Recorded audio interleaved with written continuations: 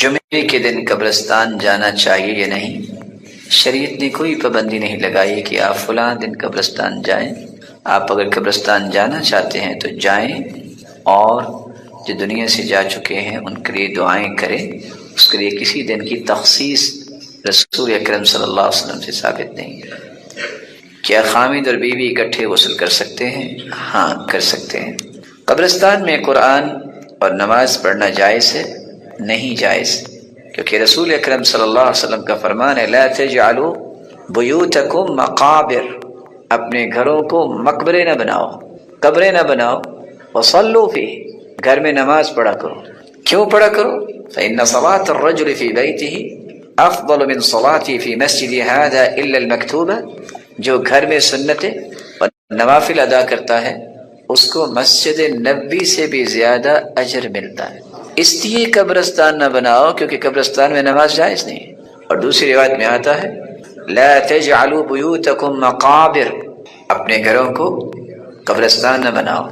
اور سورۃ البقرہ پڑھا کرو فإن الشیطان ينفر من البيت الذي يقرأ فيه سورۃ البقرہ، جس گھر میں سورۃ البقرہ پڑھی جاتی ہے وہاں شیطان دوڑ جاتا ہے۔ تو حکم کیا دیا؟ گھر کو قبرستان نہ بناؤ کیونکہ قبرستان میں قرآن نہیں پڑھا جاتا۔ سورۃ البقرہ پڑھا کرو، جب پڑھو گے تو شیطان اس گھر سے دوڑ جائے گا۔ فإن أخذها برکہ وترکها حسرہ، جو سورۃ البقرہ کو لے لیتا ہے اس کے گھر میں برکتیں ڈیرے جما رہتی ہیں، اس کو چھوڑ دیتا ہے حسرتیں اس کے گھر میں ڈیرے جما رہتی ہیں۔ برکت چاہیے تو قرآن پڑھیے گھر میں، اور برکت سے محرومی کب ہوگی؟ جب قرآن کو گھروں میں نہیں پڑھا جائے۔ اللہ کے رسول نے فرمایا تھا کثرت سے درود پڑھو، فإن صلاة أمتي تعرض علي في كل يوم جمعة، کیونکہ جمعے کے دن مجھ پہ میری امت کے درود پیش کیے جاتے ہیں۔ فمن كان أكثرهم علي صلاة كان أقربهم مني منزلة، جو کثرت سے جتنا زیادہ درود پڑھتا ہے قیامت کے دن وہ میرا امتی اتنا ہی سب سے میرے قریب ہو۔ کتنی خوش نصیبی ہے۔ کچھ لوگ کہتے ہیں کہ یہ جو قرآن و سنت کی بات کرتے ہیں نا، جن کو اہل حدیث کہتے ہیں، یہ تو درود کے نعوذ باللہ منکر ہے۔ منکر نہیں کہتے، منکر کہتے ہیں، کیونکہ ان بیچاروں کو یہ نہیں پتا ہوتا کہ منکر اور منکر میں بھی کیا فرق ہے۔ جبکہ کتاب و سنت کو سمجھنے والے کیا کہتے ہیں کہ ساری زندگی دعا کرتے رہو، اگر تم درود نہ پڑھو وہ دعا قبول ہونا تو دور کی بات، وہ دعا تو آسمانوں تک چڑھتی نہیں۔ کوئی پوچھے تو صحیح نا ہم سے کہ ہمارا موقف کیا ہے، خود سے ہی بات بنا کے کہہ دیں کہ قرآن و سنت کو ماننے والے ایسا کہتے ہیں۔ ہم تو نہیں ایسا کہتے، ہم تو کہتے ہیں دنیا میں سب سے بڑا خوش نصیب ہی وہ ہے جو اللہ کے ذکر کے بعد سب سے زیادہ درود پڑھتا ہے۔ رسول اکرم صلی اللہ علیہ وآلہ وسلم نے اسی لیے صحابہ کرام سے کہا تھا من صلی علیہ او سأل لی الوسیلہ حقت علیہ شفاعتی یوم القیامہ، جو شخص درود پڑھتا ہے اور پھر میرے لیے وسیلہ طلب کرتا ہے، قیامت کا دن ہوگا میں اس امتی کی شفاعت کروں گا، سفارش کروں گا۔ صحیح ترغیب کی روایت 1668، رسول اللہ صلی اللہ علیہ وسلم نے فرمایا اول الناس بی یوم القیامہ اکثرهم علی صلاۃ، قیامت کے دن سب سے پیارا اور قریبی میرے وہ ہوگا جو سب سے زیادہ مجھ پہ درود بھیجنے والا۔ بلکہ اللہ کے رسول صلی اللہ علیہ وسلم نے فرمایا تھا ابخل الناس من ذکرت عنده فلم يصل علی، بخیل تو دنیا میں بہت ہیں لیکن سب سے بڑا بخیل کسی نے دیکھنا ہے تو وہ ہے جس کے پاس میرا تذکرہ ہو اور پھر وہ درود نہ بھیج۔ یہاں رک کے میں ایک گزارش کروں گا بڑوں سے بھی اور چھوٹوں سے۔ کچھ تو اللہ کے رسول کے دشمن ہیں، کافر، کچھ ایمان لانے کے باوجود بھی دشمنی کرتے ہیں کیونکہ اللہ کے رسول کی بات نہیں مانتے اور آپ کے وزیروں اور مشیروں کو برا بلا کہتے ہیں، یہ بھی دشمنی ہے اللہ کے رسول۔ اور کچھ لوگ چاہتے نہ چاہتے بھی بخیلی کر جاتے ہیں اور بخل کرنے والوں کے صف میں کھڑے ہو جاتے ہیں اور اپنے آپ کو نیک بھی کہتے ہیں۔ آپ پوچھیں گے وہ کیسے؟ اپنا نام آئے گا تو 4 سابقے 4 لاحقے، ایم اے پاس ہے، بی اے پاس ہے، اور یہ ماسٹر کیا ہے، یہ ایم فل کیا ہے، پی ایچ ڈی کی ہے، اس کے بغیر نام لکھنا بولنا سننا پسند ہی نہیں ہے۔ سرتاج رسول صلی اللہ علیہ وسلم کا نام آئے گا تو کیا ڈال دیں گے؟ صاد، بخیل ہے۔ تیری زبان کی سب سے بڑی سعادت یہ ہے تیرے قلم کی سب سے بڑی سعادت یہ ہے اس زبان کی نوک پہ بھی آئے محمد الرسول اللہ صلی اللہ علیہ وسلم. اس سے بڑی سعادت کیا ہے قلم کی؟ وہ ساری دنیا کی باتیں لکھ لے، اللہ کے ذکر کے بعد محمد مصطفیٰ کا نام آئے تو صلی اللہ علیہ وسلم نہ کہے، سعادت کیسے؟ خوش بختی ہے. تو میں بات اگلی کرنے سے پہلے ایک وعدہ لینا چاہوں گا، اور اگر اس وعدے پہ ہم سب پختہ ہو جائیں تو آج کی مجلس اس کا فائدہ ثابت ہو جائے گا. کون ہے جو آج کے بعد جب بھی لکھے گا وہ صاد یا صلعم نہیں لکھے گا بلکہ پورا لکھا کرے گا صلی اللہ علیہ وسلم؟ کون وعدہ کرتا؟ آپ اہل علم ہیں، آپ کو ان باتوں کا خیال کرنا چاہیے. کچھ لوگ سارا کچھ لکھیں گے، بسم اللہ الرحمن الرحیم نہیں لکھیں گے، 786 لکھ دیں گے. ان مسکینوں سے پوچھو 786 بنتا کیسے ہے؟ ابجد حوض حقی کو بھی نکالیں تو 786 بنا کے دکھائیں. عادات کا علم جو ہے اس میں بھی دیکھیے. پھر اللہ عز و جلال کے نام میں بخل. دنیا میں کسی سے محبت ہو تو اس کے تذکرے نہیں زبان پہ ختم ہوتے، تو رب تعالی جو خالق و مالک ہے اس کا نام مبارک لیتے وقت جو کہے کہ 786، یہ وہ رویے ہیں جو بتاتے ہیں کہ اللہ عز و جلال کی عظمت سے متعارف شخص نہیں ہے. یہ آپ صلی اللہ علیہ وسلم نے فرمایا، صحیح ترغیب کی روایت ہے 1675، کل دعاء محجوب حتی یصلی علی محمد. ہر دعا روک دی جاتی ہے، وہ پہنچتی نہیں آسمانوں تک جس میں درود نہیں ہوتا. بلکہ حسین ابن علی کی روایت ہے صحیح ترغیب کی 1681، من ذکرت عنده فخطئ الصلاة علی خطئ طریق الجنہ. جس شخص کے پاس اللہ کے رسول صلی اللہ علیہ وسلم کا تذکرہ کیا جائے وہ درود پڑھنا بھول جائے، وہ درود پڑھنا بھولا نہیں، جنت کا راستہ بھول. یہ ہمارا موقف ہے. اس پہ کوئی اشکال ہے تو کوئی بتائے. ہمارا تو موقف ہے دعا ہی قبول نہیں ہوتی، دعا چڑھتی نہیں ہے، وہ جنت کا راستہ ہی بھول جاتا ہے. کون کہتا ہے کہ قرآن و سنت کی بات کرنے والے درود کے منکر ہیں؟ یہ صرف حاسد اور ناقد جو ہے جس کے پاس کوئی دلیل نہیں بنتی تو پھر وہ تانے دیتا ہے. تان و تشنیع کرنے والے کبھی بھی فلاح نہیں پاتے. اللہ کے رسول صلی اللہ علیہ وسلم پر درود بھیجنا یہ ہر مسلمان کی سب سے بڑی سعادت ہے اللہ ذو جلال کے ذکر کے بعد. آپ صلی اللہ علیہ وآلہ وسلم کی محبت کا یہ تقاضا کہ آپ پر درود پڑھا جائے. اس کے بارے میں ایک ضروری بات سمجھنے والی ہے. کتنے لوگ ترجمہ کرتے ہیں ان اللہ و ملائکتہ یصلون علی النبی، ان اللہ و ملائکتہ، بے شک اللہ ذو جلال اور اس کے فرشتے، یصلون علی النبی، وہ نبی پر درود بھیجتے ہیں. یہ ترجمہ ٹھیک نہیں ہے. یا ایھا الذین آمنوا صلوا علیہ وسلموا تسلیما، اے مومنو تم بھی درود پڑھو. لفظ صلاۃ جب اس کی نسبت اللہ ذو جلال کی طرف کی جائے، ویسے تو صلاۃ کے 18 معنی ہیں عربی زبان میں، لیکن جب یہ کہا جائے صلی اللہ، اس کا مطلب ہوتا ہے اللہ ذو جلال رحمتوں کی برکھا برسائیں گے، تعریف کریں گے.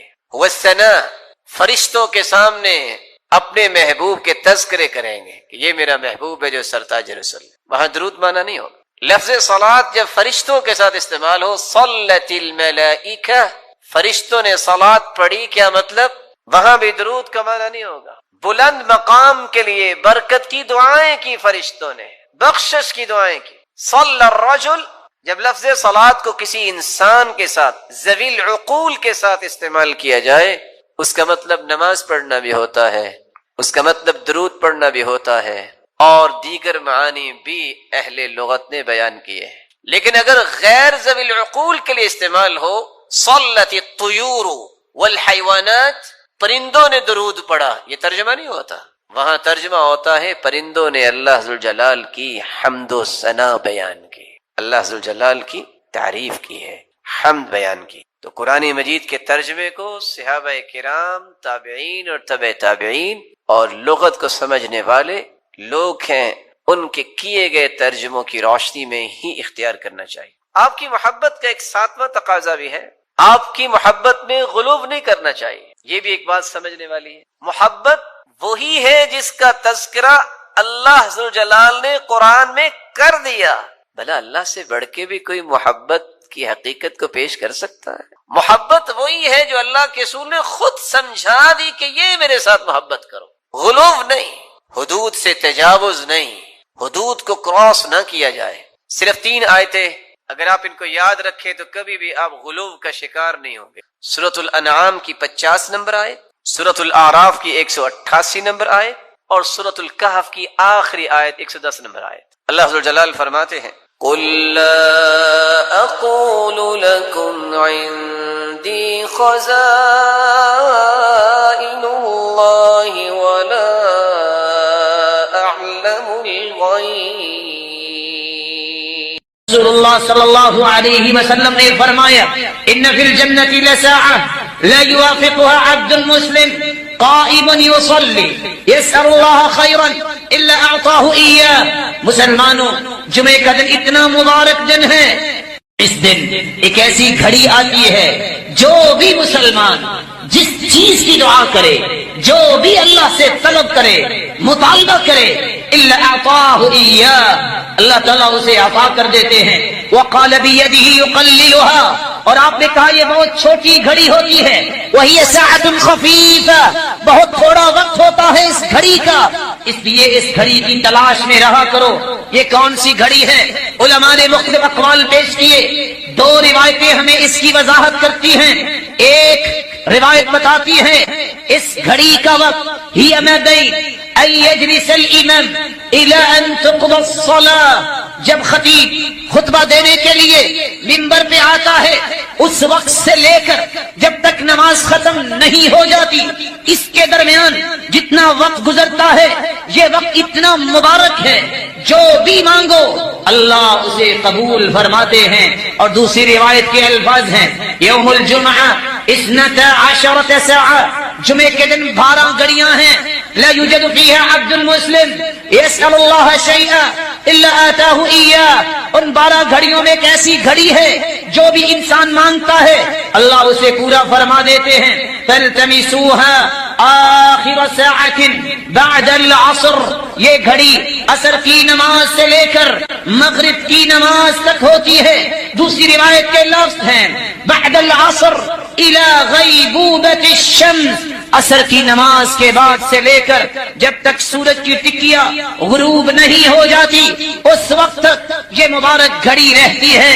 یہی وجہ ہے ابو ہریرہ رضی اللہ تعالی عنہ اور عبداللہ بن سلام رضی اللہ تعالی عنہ اور امام احمد بن حنبل رحمۃ اللہ علیہ کہا کرتے تھے کہ یہ عصر سے لے کر مغرب تک کا وقت بڑا ہی مبارک ہوتا ہے۔ یہی وجہ ہے سعید بن جبیر رحمۃ اللہ علیہ عصر کی نماز پڑھتے اور اللہ کے سامنے بیٹھ جاتے، ذکر کرتے، قرآن پڑھتے، درود پڑھتے، لا یکلمہ احد، مغرب کی نماز تک کسی سے کلام کرنا پسند نہ کرتے۔ اور سلف صالحین کا یہ رویہ رہا ہے، جمعے کا دن ہوتا اور عصر کی نماز پڑھنے کے بعد اپنے گھر بھی جاتے، دروازہ بند کر لیتے اور کسی کو مغرب تک آنے کی اجازت نہ دیتے۔ سبب کیا ہے؟ اس دن کثرت سے درود کیا جائے، اس دن کثرت سے ذکر کیا جائے، کثرت سے دعا کی جائے، جس کو اللہ نے عید الاضحیٰ، عید الفطر اور تمام دنوں کا سرتاج کہا۔ اس دن کا اہتمام کرنے والا بھی اللہ کے ہاں اتنا ہی عزت والا ہوگا۔ اللہ رب العزت اس دن کی عظمت اور اہمیت کو سمجھنے کی توفیق عطا۔ فضیلت اتنی ہی انسان اگر سمجھ لے جس کے بارے میں خود رسول اللہ صلی اللہ علیہ وسلم نے فرمایا، اور یہ روایت عبداللہ ابن عمر رضی اللہ تعالی عنہ اور ابو ہریرہ رضی اللہ تعالی عنہ سے مروی ہے۔ صحیح مسلم کی 865 نمبر روایت ہے، لَيَنْتَهِيَنَّ أَقْوَامٌ عَنْ وَدْعِهِمُ الْجُمُعَاتِ، لوگ جمعہ چھوڑنے کے جرم کو چھوڑ دیں، أَوْ لَيَخْتِمَنَّ اللَّهُ عَلَى قُلُوبِهِمْ، وگرنہ اللہ تعالیٰ ان کے دلوں پر مہر لگا دیں گے، ثُمَّ لَيَكُونُنَّ مِنَ الْغَافِلِينَ، پھر ان کی زندگی غافلوں کی زندگی ہو جائے گی۔ اور ایک دوسری روایت کے الفاظ یہ ہیں، من ترک 3 جمع متہاونا، جو شخص 3 جمعے سستی کرتا ہوا چھوڑ دیتا ہے، طبع اللہ علی قلبی، اللہ تعالی اس کے دل پر مہر لگا دیتے ہیں۔ رسول اللہ صلی اللہ علیہ وسلم نے جمعے کی فضیلت کے متعلق فرمایا، سیدنا ابو ہریرہ رضی اللہ تعالی عنہ سے مروی ہے کہ اللہ رب العزت کے پیارے پیغمبر نے صحابہ کرام کو اس بات کی خوشخبری دی اور فرمایا، نحن الآخرون الاولون یوم القیامہ،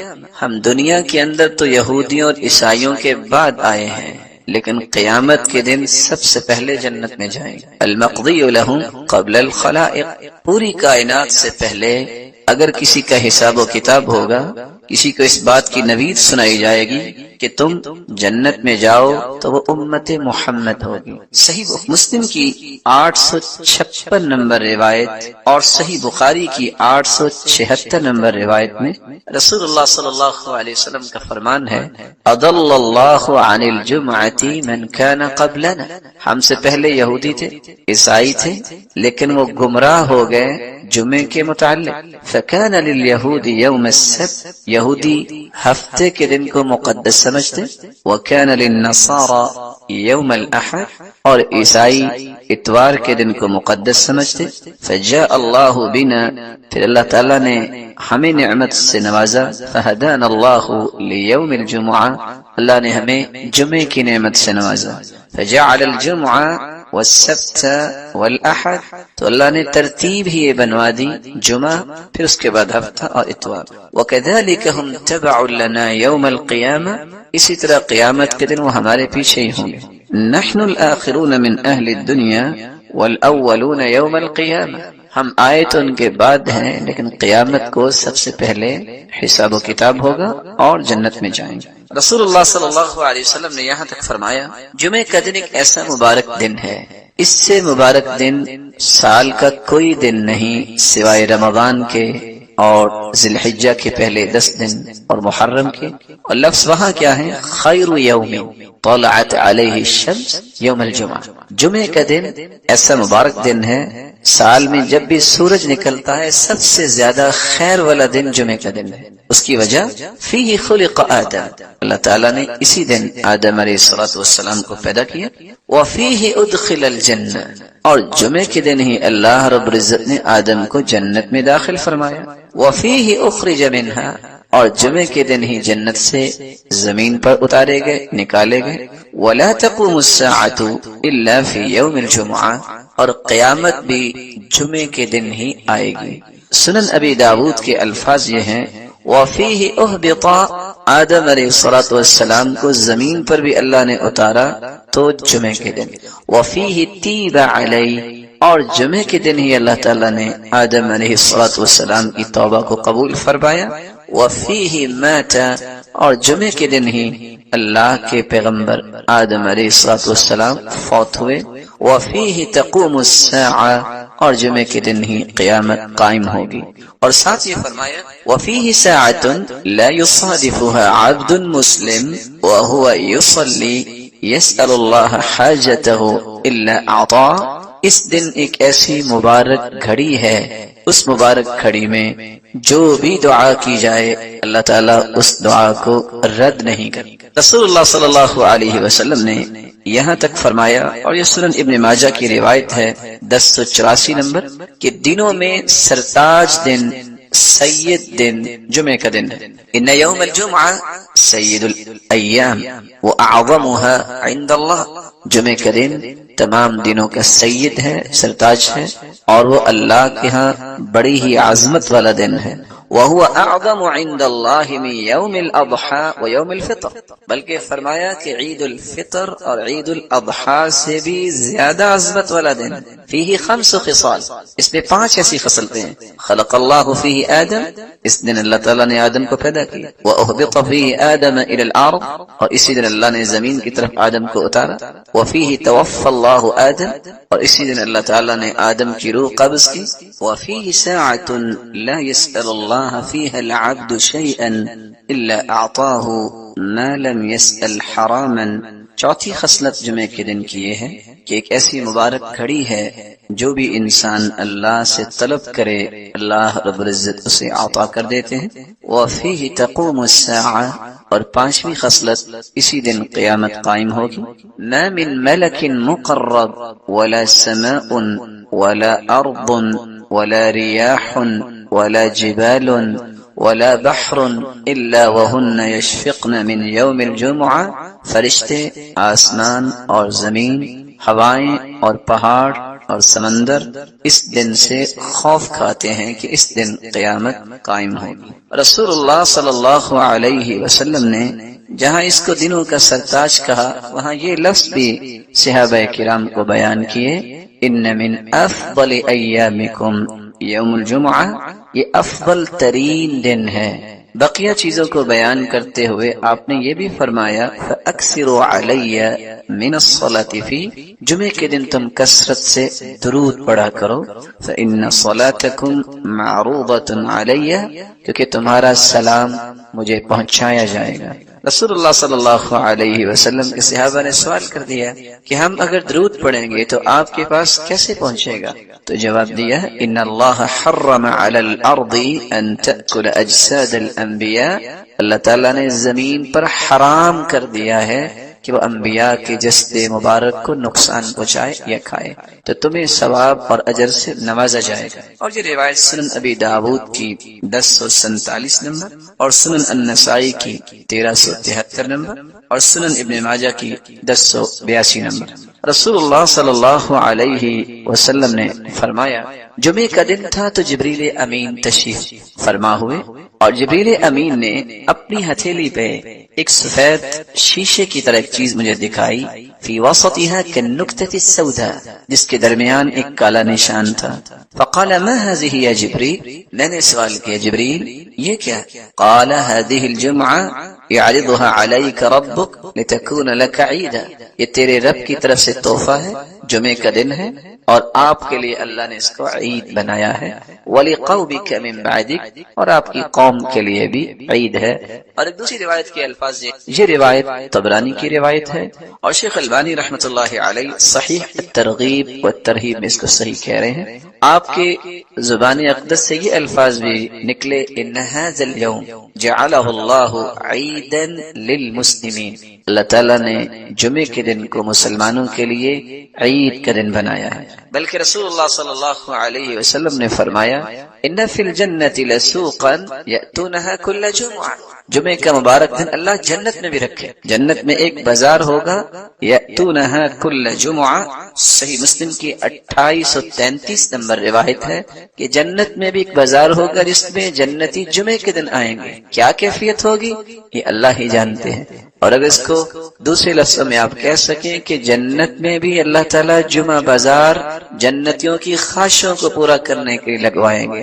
فتحب ريح الشمال، شمال کی طرف سے ہوا آئے گی، فتحسو فی وجوہہم وثیابہم، جو جنتیوں کے لباس اور ان کے چہروں پہ پڑے گی، فیزدادون حسنا وجمالا، تو اللہ کی طرف سے اس گرد پڑنے سے جو گرد نہیں ہوگی، اس مٹی کی وجہ سے ان کے حسن میں اضافہ ہوگا، فیرجعون الی اہلہم، جب وہ گھروں کو واپس پلٹ کے آئیں گے، وقد ازدادوا حسنا وجمالا، تو گھروں والے بھی اس سے زیادہ خوبصورت ہو چکے ہوں گے، فیقول لهم اہلوہم، تو وہ کہیں گے گھروں والے واللہ لقد ازددتم بعدنا حسنا وجمالا، اللہ کی قسم تم تو ہمارے بعد اور زیادہ حسن میں ہو گئے ہو، فیقولون، تو وہ جواب دیں گے وانتم واللہ لقد ازددتم بعدنا حسنا وجمالا، اللہ کی قسم ہم تو ہوئے آپ بھی اللہ کی رحمت سے حسن و جمال میں اور زیادہ ہو گئے۔ رسول اللہ صلی اللہ علیہ وسلم ان فضیلتوں کے ساتھ ہمیں دو حکم دیے ہیں، پہلا حکم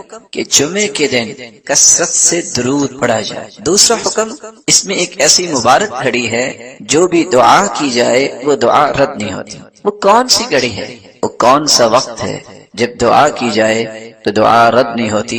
سیدنا ابو ہریرہ روایت کرتے ہیں، اور یہ صحیح بخاری کی 935 نمبر اور صحیح مسلم کی 852 نمبر روایت ہے، ان فی الجمعۃ لساعۃ، جمعے کے دن ایک ایسی گھڑی ہے، لا یوافقها عبد مسلم قائم یصلی، جو بھی شخص اس گھڑی کو پا لیتا ہے اس حالت میں کہ وہ نماز پڑھ رہا ہے، یسأل اللہ خیرا الا اعطاہ ایاہ، اللہ تعالیٰ اس کو ہر وہ چیز عطا کر دیتے ہیں جس کا بندہ مومن سوال کرتا ہے۔ اور ایک روایت میں آتا ہے وہی الساعۃ خفیفہ، یہ بہت تھوڑا سا وقت ہوتا ہے۔ علماء نے اس وقت کے متعلق دو روایتوں سے استدلال لیا ہے۔ پہلی روایت ابو موسیٰ اشعری رضی اللہ تعالی عنہ کی ہے کہ وہ گھڑی اس وقت شروع ہوتی ہے ہی ما بین ان یجلس الامام الى ان تقضى الصلاة، خطیب جو خطبہ دینے کے لیے ممبر پہ بیٹھتا ہے اور جب تک نماز نہیں ہو جاتی گویا کہ خطبے کا وقت اور نماز کے ختم ہونے تک یہ ایک ایسی مبارک گھڑی ہے جس گھڑی میں جو بھی انسان مانگے اللہ اس کو عطا کرتے ہیں، اور یہ صحیح مسلم کی 853 نمبر روایت ہے۔ دوسری روایت میں آتا ہے جمعے کی دن 12 گھڑیاں ہوتی ہیں، ان 12 گھڑیوں میں ایک ایسی ساعہ ہے، ایک ایسی گھڑی ہے جو بھی انسان اس میں دعا کرے اللہ قبول فرماتے ہیں۔ فَالْتَمِسُوهَا آخِرَ سَاعَةٍ بَعْدَ الْعَصْرِ، تو تم عصر کے بعد اس کو آخری گھڑی میں تلاش کیا کرو۔ یہ روایت سنن النسائی کی 1387 نمبر روایت ہے۔ علماء محدثین نے ان دونوں احادیث کو سامنے رکھتے ہوئے اس بات کو راجح قرار دیا ہے کہ عصر کے بعد کا وقت ایسا مبارک وقت ہے کہ اس میں ایک ایسی گھڑی ہے جس گھڑی میں انسان دعا کرے تو اللہ رب العزت اس کی دعا کو رد نہیں کرتے، اس کو عطا کر دیتے ہیں۔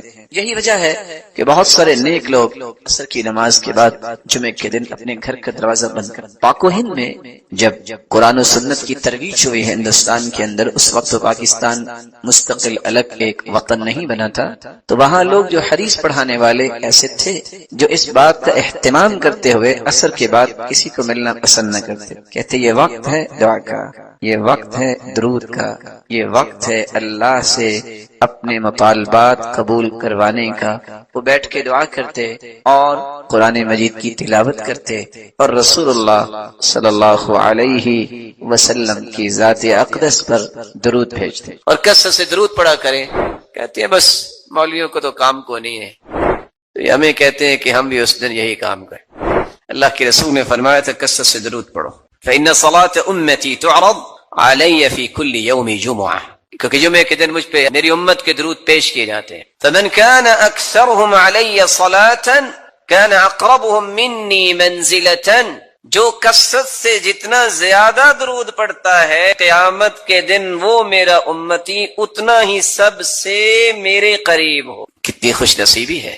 کچھ لوگ کہتے ہیں کہ یہ جو قرآن و سنت کی بات کرتے ہیں نا، جن کو اہل حدیث کہتے ہیں، یہ تو درود کے نعوذ باللہ منکر ہے۔ منکر نہیں کہتے، منکر کہتے ہیں، کیونکہ ان بیچاروں کو یہ نہیں پتا ہوتا کہ منکر اور منکر میں بھی کیا فرق ہے۔ جبکہ کتاب و سنت کو سمجھنے والے کیا کہتے ہیں کہ ساری زندگی دعا کرتے رہو، اگر تم درود نہ پڑھو وہ دعا قبول ہونا تو دور کی بات، وہ دعا تو آسمانوں تک چڑھتی نہیں ہے۔ تو پوچھے تو صحیح نا ہم سے کہ ہمارا موقف کیا ہے، خود سے ہی بات بنا کے کہہ دیں کہ قرآن و سنت کو ماننے والے ایسا کہتے ہیں۔ ہم تو نہیں ایسا کہتے، ہم تو کہتے ہیں دنیا میں سب سے بڑا خوش نصیب ہی وہ ہے جو اللہ کے ذکر کے بعد سب سے زیادہ درود پڑھتا ہے۔ رسول اکرم صلی اللہ علیہ وآلہ وسلم نے اسی لیے صحابہ کرام سے کہا تھا من صلی علی او سأل لی الوسیلہ حقت علیہ شفاعتی یوم القیامہ، جو شخص درود پڑھتا ہے اور پھر میرے لیے وسیلہ طلب کرتا ہے، قیامت کا دن ہوگا میں اس امتی کی شفاعت کروں گا، سفارش کروں گا۔ صحیح ترغیب کی روایت 1668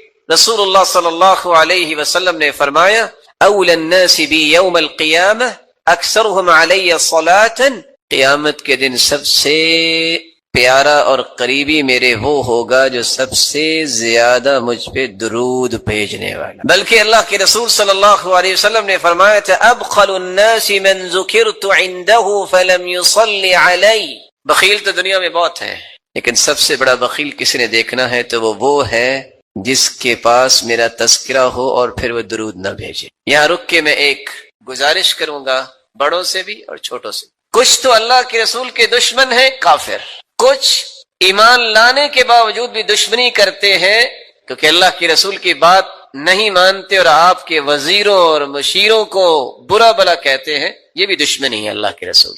اور کچھ لوگ چاہتے نہ چاہتے بھی بخیلی کر جاتے ہیں اور بخل کرنے والوں کے صف میں کھڑے ہو جاتے ہیں اور اپنے آپ کو نیک بھی کہتے ہیں۔ آپ پوچھیں گے وہ کیسے؟ اپنا نام آئے گا تو 4 سابقے 4 لاحقے، ایم اے پاس ہے، بی اے پاس ہے اور یہ ماسٹر کیا ہے، یہ ایم فل کیا ہے، پی ایچ ڈی کی ہے، اس کے بغیر نام لکھنا بولنا سننا پسند ہی نہیں ہے۔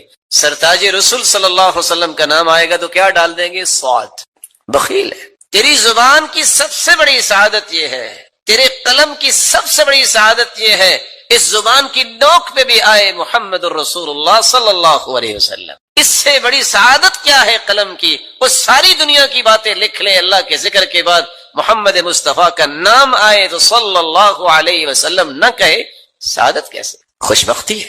تو میں بات اگلی کرنے سے پہلے ایک وعدہ لینا چاہوں گا، اور اگر اس وعدے پہ ہم سب پختہ ہو جائیں تو آج کی مجلس اس کا فائدہ ثابت ہو جائے گا. کون ہے جو آج کے بعد جب بھی لکھے گا وہ صاد یا صلعم نہیں لکھے گا بلکہ پورا لکھا کرے گا صلی اللہ علیہ وسلم؟ کون کون وعدہ کرتا؟ آپ اہل علم ہیں، آپ کو ان باتوں کا خیال کرنا چاہیے. کچھ لوگ سارا کچھ لکھیں گے، بسم اللہ الرحمن الرحیم نہیں لکھیں گے، 786 لکھ دیں گے. ان مسکینوں سے پوچھو 786 بنتا کیسے ہے؟ ابجد حوض حقی کو بھی نکالیں تو 786 بنا کے دکھائے.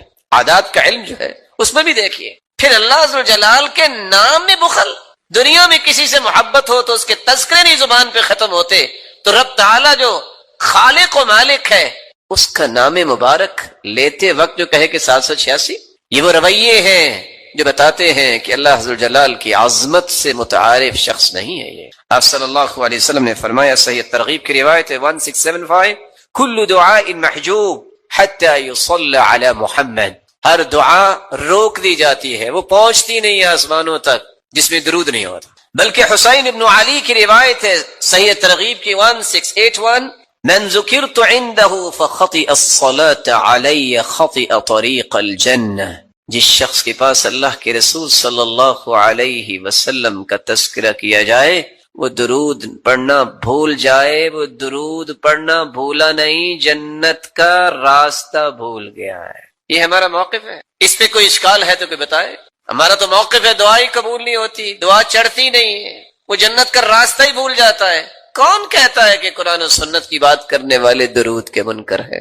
یہ صرف حاسد اور ناقد جو ہے جس کے پاس کوئی دلیل نہیں بنتی تو پھر وہ تانے دیتا ہے.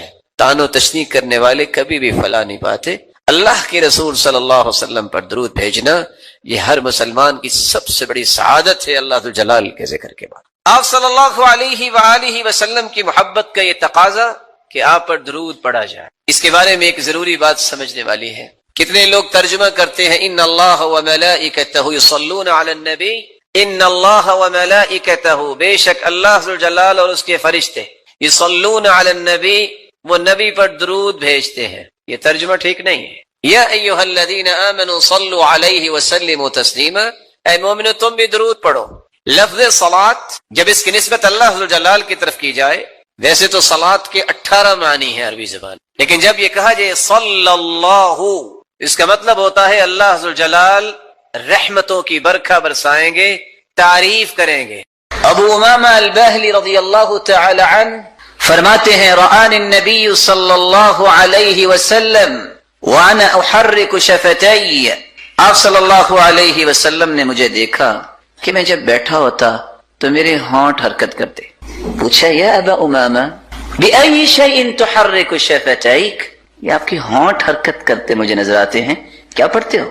قال اذکر اللہ، اللہ کے رسول آپ نے تو فرمایا تھا کہ نجات ملتی اس کو ہے دنیا کی مصیبتوں اور دکھوں اور غموں سے، اور اسی طرح قبر اور حشر سے جو کثرت سے ذکر کرتا ہے. فرمایا لا اخبرک باکثر بافضل من ذکرک باللیل والنہار. ابو امامہ تم 24 گھنٹے ذکر کرتے رہو دن اور رات، اس سے بھی اچھا اور اس سے بھی افضل ذکر جو 24 گھنٹوں کے اذکار سے بھی زیادہ اجر کا باعث ہے، زیادہ افضل ہے، میں تمہیں نہ بتا دوں؟ کہا اللہ کے رسول اور کیا چاہیے؟ تو آپ صلی اللہ علیہ وسلم نے فرمایا تم اگر 24 گھنٹے مسلسل ذکر سے بہتر ذکر چاہتے ہو تو تم یہ کلمہ کہہ دیا کرو، سبحان اللہ عدد ما خلق، سبحان اللہ ملء ما خلق، سبحان اللہ عدد ما فی الارض، سبحان اللہ ملء ما فی الارض والسماء، سبحان اللہ عدد ما احصى کتابہ، سبحان اللہ عدد کل شیء، سبحان اللہ ملء کل شیء. یہ 4 کلمات تم پڑھ لو، اجر اتنا ہی ملے گا کہ 24 گھنٹے تم اللہ کے ذکر ہی کرتے رہے. صبح شام کثرت سے اللہ کا ذکر کریں. کون سے اذکار؟ ایک چھوٹا سا جملہ ہے سبحان اللہ. حدیث کہتی ہے کہ اگر کوئی شخص 100 مرتبہ سبحان اللہ کہہ دے، اللہ اسے 100 غلام آزاد کرنے کا اجر عطا کر دیں گے۔ ایک چھوٹا سا اور بھی کلمہ ہے، الحمدللہ۔ کوئی ہے جو 100 گھوڑے وقف کر سکتا ہو اللہ کی راہ؟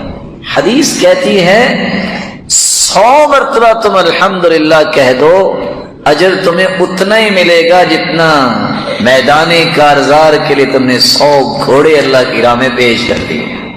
کثرت سے ذکر کیجیے اللہ اکبر، چھوٹا سا مبارک کلمہ ہے۔ تو ہے جو 100 اونٹ کرتا ہو ذبح، حدیث کہتی ہے اللہ اکبر 100 مرتبہ پڑھ لو گے، اللہ ساز و سامان سے لدے ہوئے 100 اونٹ اللہ کی راہ میں پیش کیے جانے پر جو اجر ملتا ہے، اللہ اتنا اجر عطا کرتا ہے۔ سبحان اللہ، الحمدللہ، اللہ اکبر، لا الہ الا اللہ۔ اسی حدیث کے آخر میں آتا ہے کہ لا الہ الا اللہ کثرت سے پڑھ لو۔ جتنے ہم بیٹھے ہیں اللہ آپ سب کو عزت دے، سلامت رکھے۔ آپ ساری زندگی بھی سجدے میں پڑے رہیں تو زمین و آسمان کا خلا نیکیوں سے کیسے بھرے گا؟ 100 مرتبہ جو لا الہ الا اللہ پڑھ لیتا ہے، اللہ زمین و آسمان کا خلا اس کے لیے نیکیوں سے بھر دیتے ہیں۔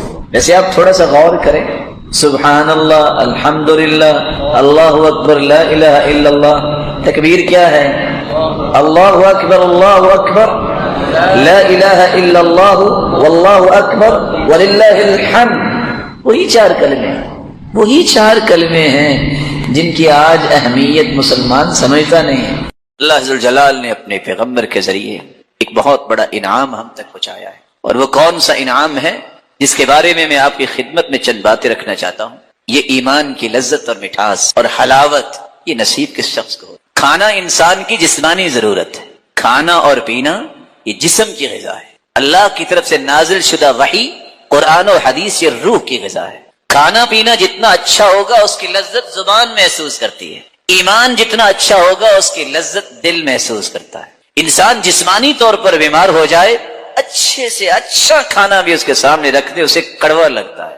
انسان کا روح بیمار ہو جائے اور انسان کا ایمان کمزور ہو جائے تو انسان کو دنیا کی کوئی خوشی خوشی کیا، کوئی غمی محسوس نہیں ہوتی، اس کے اندر صرف قلق ہوتی ہے، اضطراب ہوتا ہے، فرسٹریشن ہوتی ہے، ہر وقت پریشان، ہر وقت جو ہے کسی ڈپریشن کا شکار رہتا ہے۔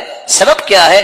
یہ بیچارہ ایمانی طور پہ دیوالیہ ہو چکا۔ مصیبتیں انبیاء پر بھی آئیں، اولیاء و اصفیاء پر بھی آئی، لیکن اس کا معنی یہ ہے کہ اللہ سے تعلق توڑ لے، اس کا معنی یہ ہے کہ مایوس ہو جائے، اس کا معنی یہ ہے کہ عبادت چھوڑ دے، اس کا معنی یہ ہے کہ اللہ کو یاد کرنا چھوڑ دے، اس کا معنی ہے کہ نعوذ باللہ غلط باتیں اپنی زبان سے بولنا شروع کر دے، اس کا معنی یہ ہے کہ گریبان چاک کرے، اس کا معنی یہ ہے کہ اپنے چہرے کو خود ہی تھپیڑے مارنا شروع کر دے، اس کا معنی یہ ہے کہ اللہ پہ اعتراض کرنا شروع کر دے۔ نہیں، ایمان کا معنی یہ ہے کہ کہا جائے کل یصیبنا الا ما كتب اللہ لنا هو مولانا، جو بھی حالات پیش آئیں گے وہ میرے رب نے فیصلہ کیا ہے، اور اللہ ذوالجلال ہمارا مولا ہے، وہی ہمارا مالک ہے، اس کے فیصلے پہ ہم راضی ہیں۔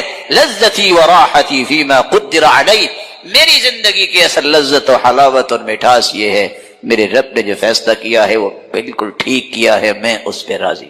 قرآن مجید کی سب سے خوبصورت صورتیں جو فجر کی نماز سے پہلے 2 رکعتوں کے اندر پڑھی جاتی ہیں، قل یا ایھا الکافرون اور قل ھو اللہ احد، بلکہ اس سورت کے الفاظ اللہ کے ہاں اتنا مقام رکھتے ہیں، ان الفاظ کے ساتھ اگر دعا کی جائے تو یہ اس میں اعظم بن جاتا ہے، جو بھی دعا کی جائے اللہ اس دعا کو رد نہیں کرتے۔ رسول اللہ صلی اللہ علیہ وسلم کے صحابی بیان کرتے ہیں، میں رسول اللہ صلی اللہ علیہ وسلم کے ساتھ مسجد میں داخل ہوا، ایک شخص نماز پڑھ رہا تھا اور دعا کر رہا تھا، اللہم انی اسألک بأنی اشہد ان لا الہ الا انت الاحد الصمد الذي لم يلد ولم يولد ولم يكن له كفوا احد۔